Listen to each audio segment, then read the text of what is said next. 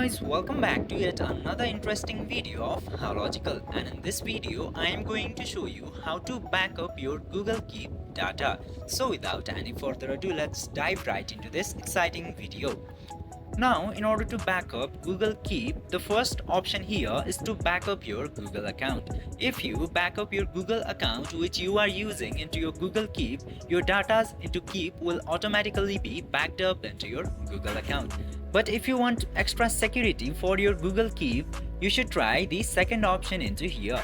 Now, in order to back up your data from Google Keep, just simply open any of the datas manually and then tap into these three dots at the bottom right, and from there you will get the option to send.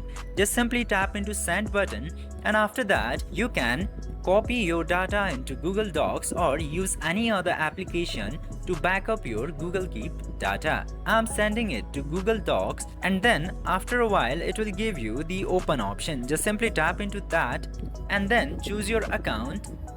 Now you can back up this data into your Google Keep from here.